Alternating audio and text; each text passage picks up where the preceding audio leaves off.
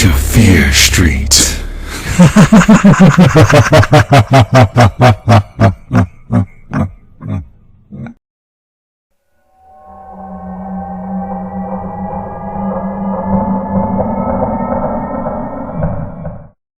I never thought it was true. Most creepypastas aren't. But now, I have to believe anything and everything. At first, I thought it was another one of my sleep paralyses. But I've never been able to think clearly, or move for that matter, in any of them. But in this one, this wasn't a dream. This was real. I remember the time and date clearly. It was October 29th, at exactly 3:49 a.m. Something had woken me up from a very good dream. I can't remember what it was. I can just remember that something good had happened. I didn't have my glasses on, and I thought I saw something in the room. I picked them up and put them on, and my heart nearly stopped. I have a desk chair, which I took the arms and back off of, and I normally keep it under my desk unless I'm using it.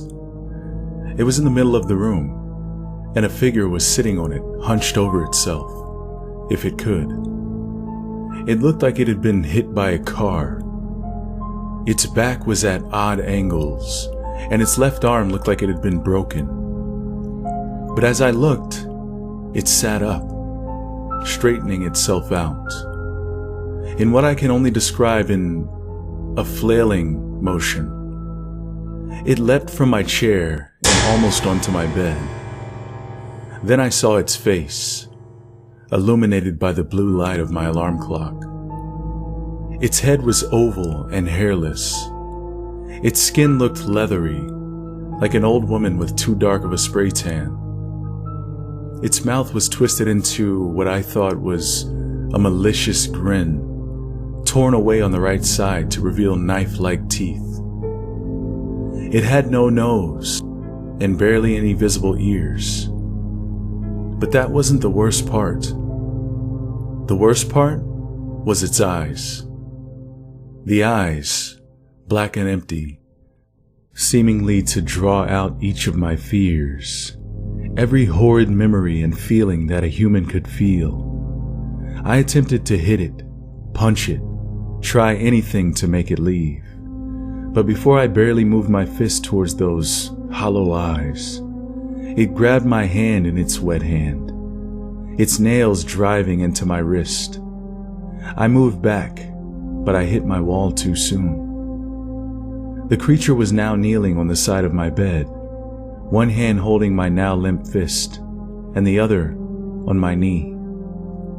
Then, in another flailing motion, it jumped off my bed and tried to run out of my room. It landed on my chair and tried to jump off of it into the hallway, but my chair swiveled under its legs. It fell, and I heard a loud crack. Next, I heard a loud thump. The creature had forgotten to reopen my door.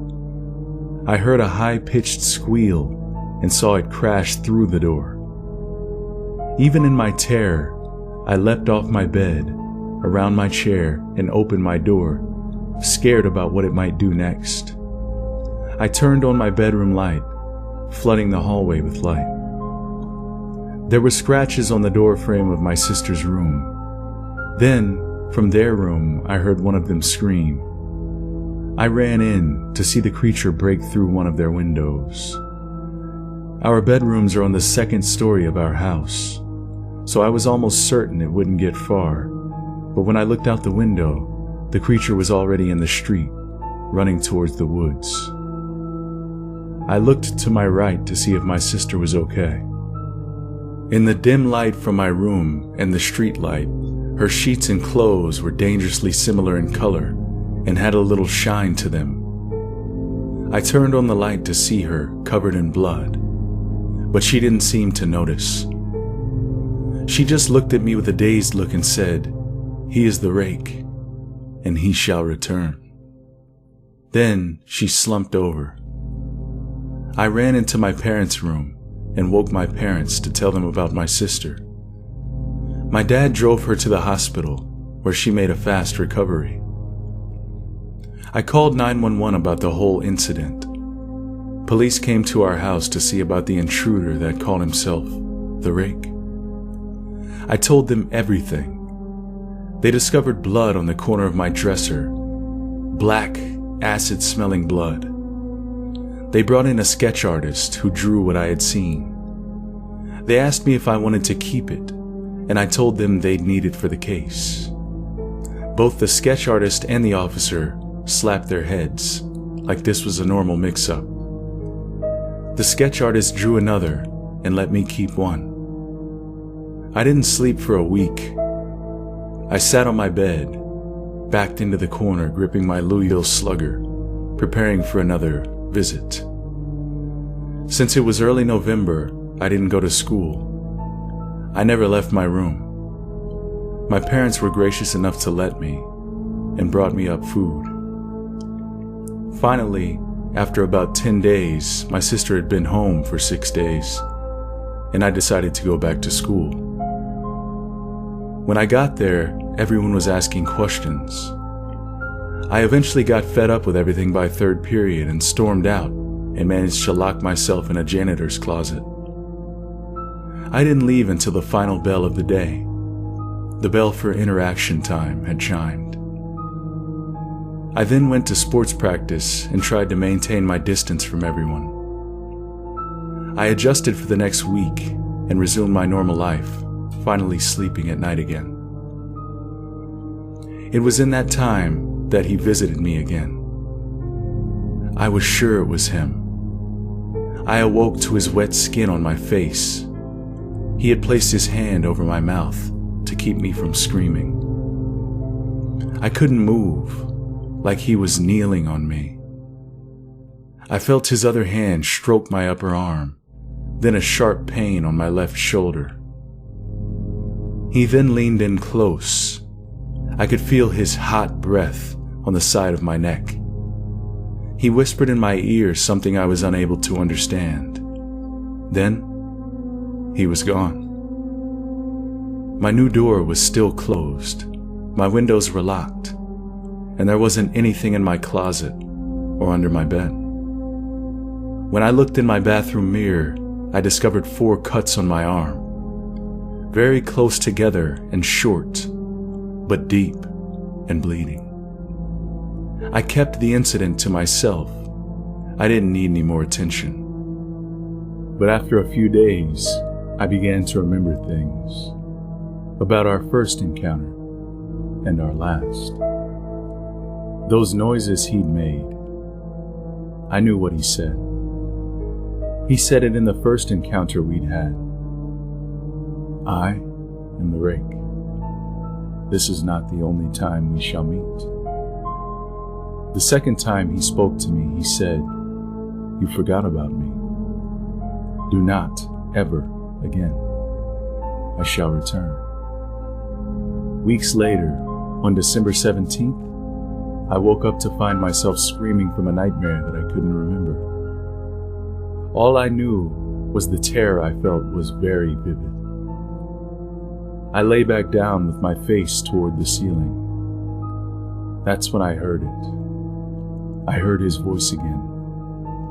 That shrill, inhuman voice. I didn't move a muscle or open my eyes. I was frozen in fear. I heard him whisper into my ear, "I warned you. I told you I was returning, and here I am."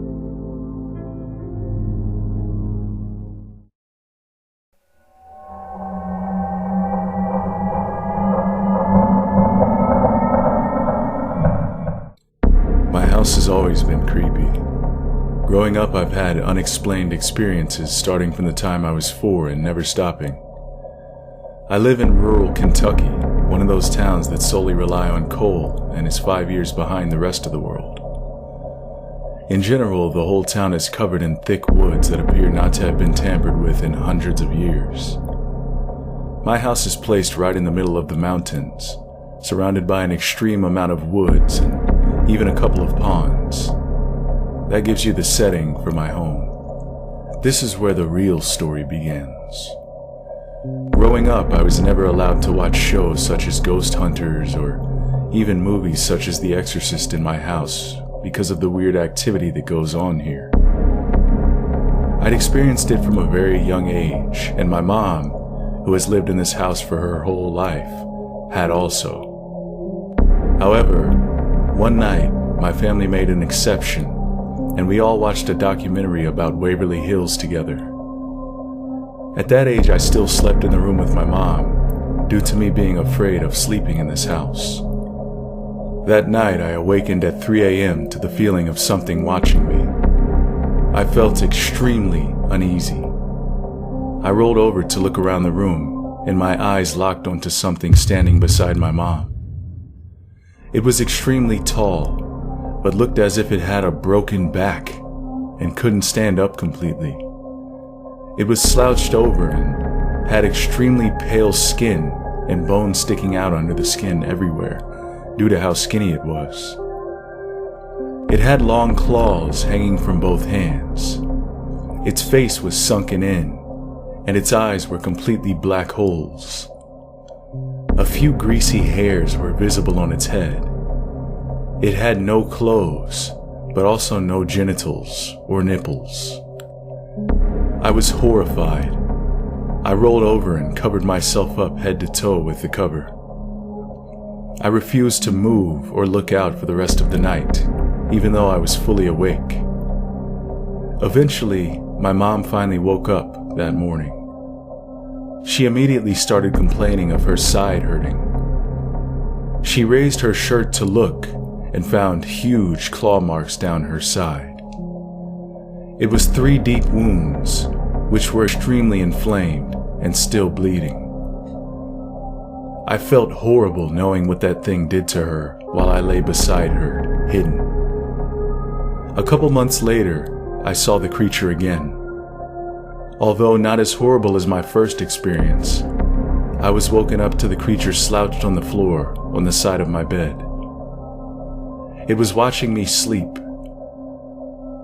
I covered myself up again immediately, but this time I got the courage to peek out and found it still looking at me.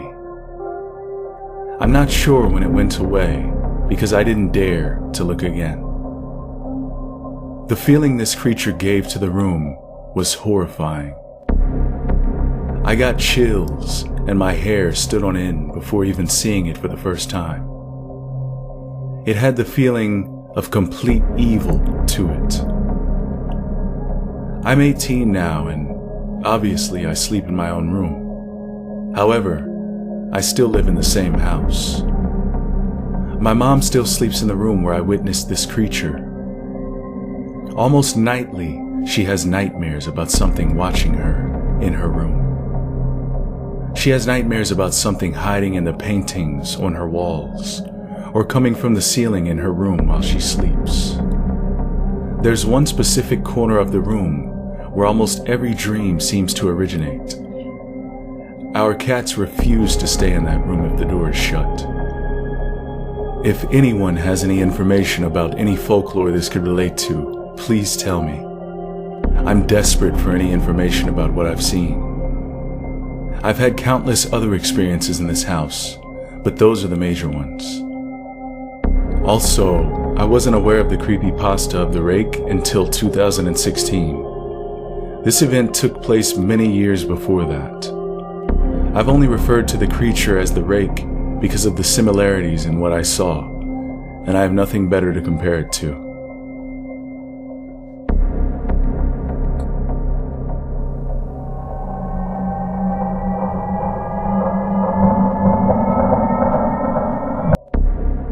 Carrie's parents sent her to boarding school to bring her out of her shell.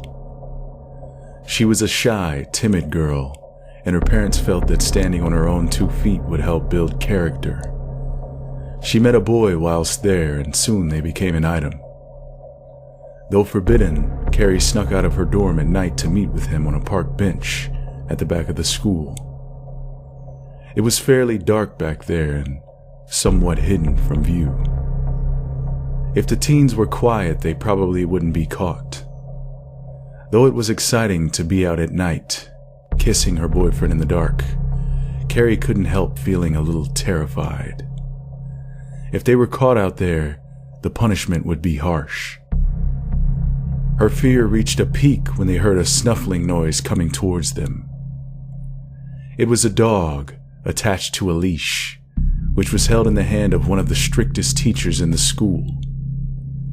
The teens sank to the floor, hoping the teacher wouldn't spot them and the dog wouldn't out them. When the dog began to bark in a frenzy, Carrie thought they were done for. Risking a peek over the bench, perhaps they could make a run for it. Carrie quickly realized the dog wasn't barking at them, but at the dark bushes to the right of the bench they were cowered behind. The teacher regarded the dark bush thoughtfully before giving the leash a quick tug and walking the other way. Too grateful to care what the dog was barking at, Carrie stood, throwing her arms around her boyfriend as they both laughed quietly.